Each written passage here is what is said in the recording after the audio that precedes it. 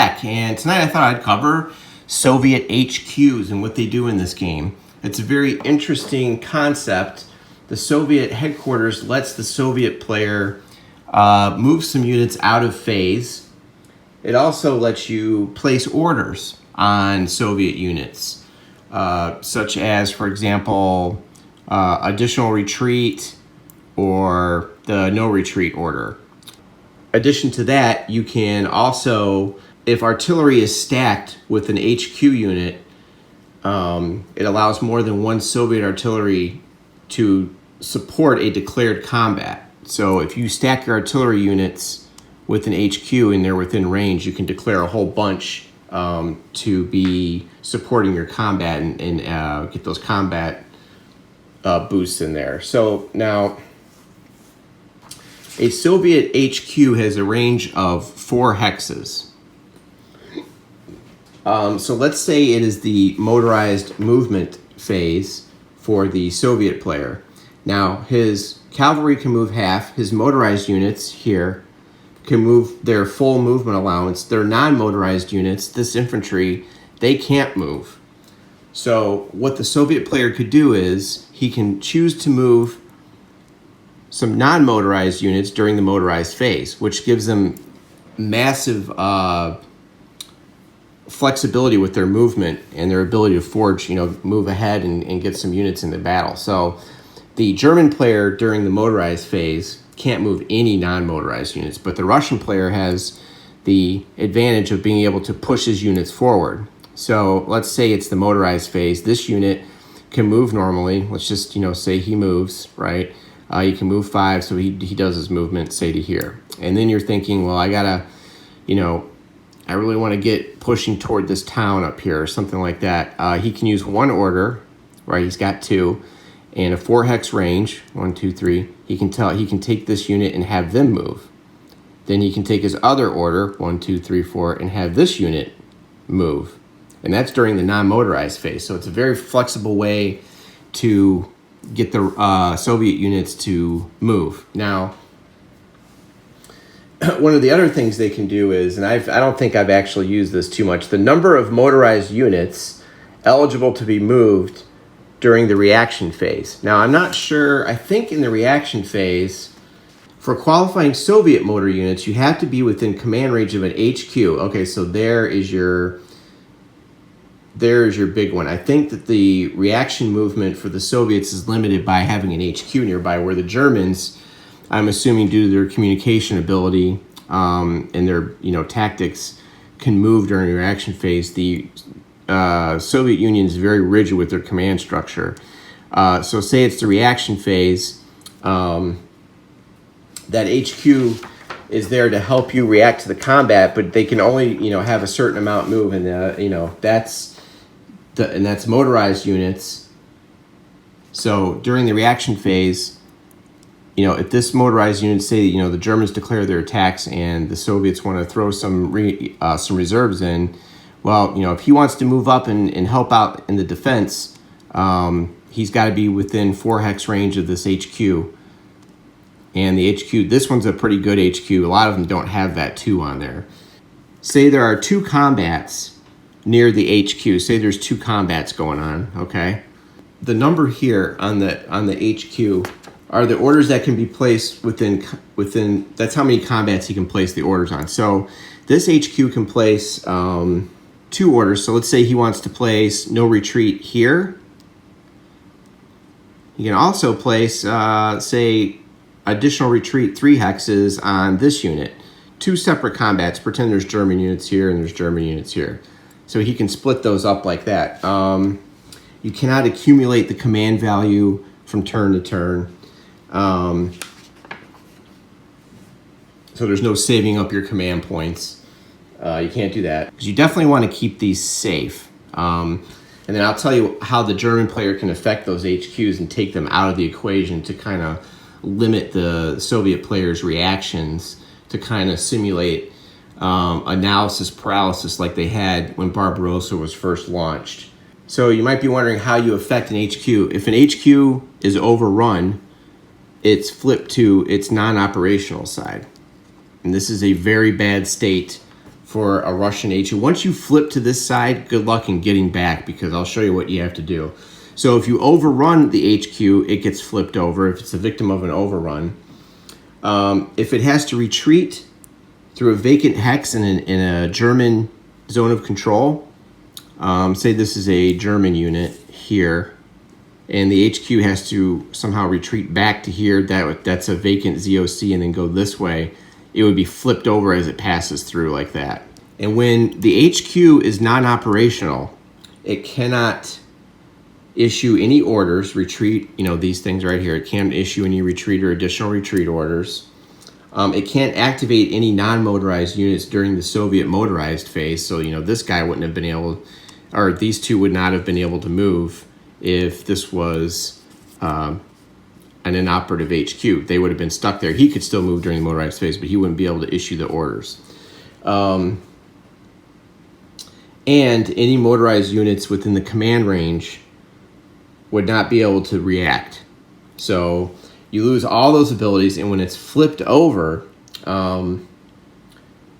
here's how hard it is to recover a Soviet HQ. In order to recover, you have to take a 10-sided die roll. If you roll over the recovery value, it stays inoperative. You must roll less than that number on a 10-sided die. So this is actually a decent, a fairly decent, I don't know why my camera keeps going dark. This is actually a fairly decent HQ because it has a 3. So you need to roll below a 3 on a 10-sided die to recover that HQ. So you can see it's a very hard roll. Some of them are 2s. So in order to flip this back over, you'd have to roll below, and then it recovers, and you could flip the HQ back over. Other method is, during the game turn interface, the Soviet player can disband a non-operational HQ within the scenario map, right? And disbanding the HQ is done instead of the recovery die roll, and you place it in the cadre box, and that gives the Axis player 1 victory point. As long as the Soviet HQ remains on its non-op side, the following restrictions apply to the hexes located within command range. New regular strong points cannot be placed. Bridge units cannot be placed. Soviet air units cannot conduct combat support missions. No more than 1 Soviet artillery unit can contribute its support. NKVD units no longer confer no retreat.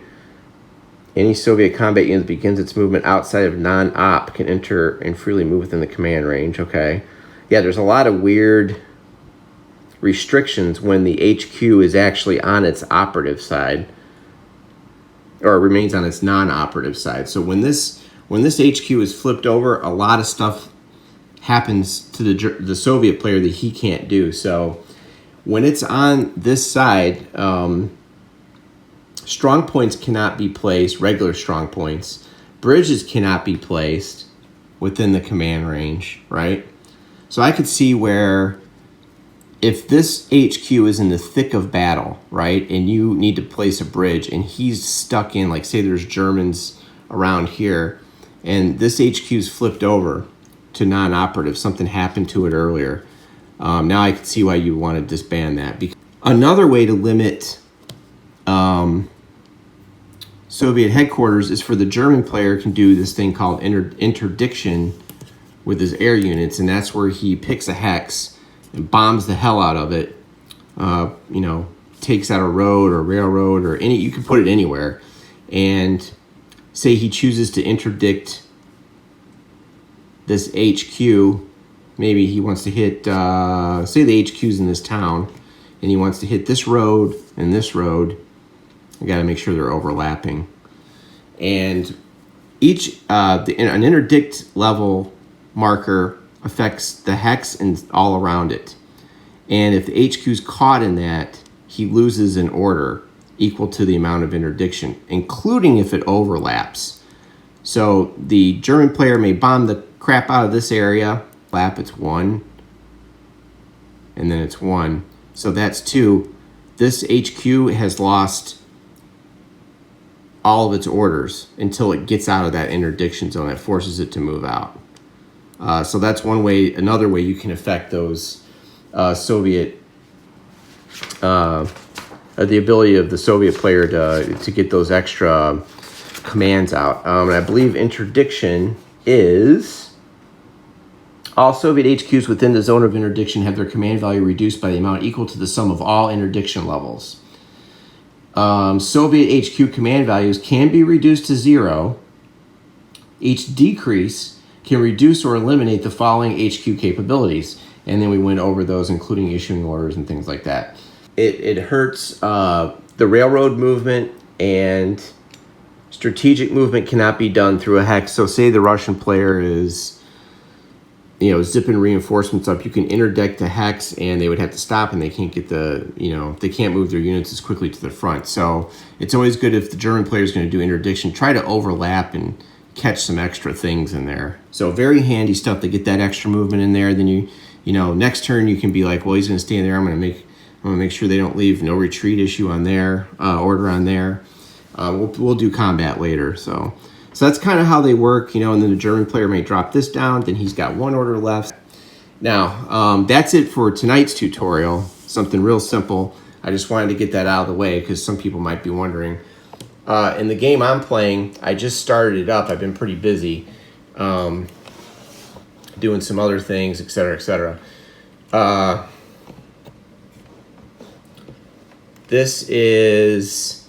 We did the Soviet, this starts in the Soviet motorized, or Soviet player segment. And during the motorized segment, the Russians have moved up to prepare their assault on the German 60th Motorized Division, these elements here. All right, I think that's all I wanted to cover tonight. I just wanted to keep this one short, kind of show you what's going on in this battle. When I'm ready to do like a combat tutorial, I'll play this out and show you how that works, and we'll discuss artillery. So, all right, that's it for tonight. Soviet HQs were covered. A little bit of an attack overview on what I'm doing, and I got some gaming coming up this weekend. Fighting formations probably. So I'll be studying East Front some more and focusing on fighting formations, and then after Labor Day, I'll probably be back with another video. All right, if I made any mistakes, let me know. And hopefully that was clear on how that works. Thanks for watching.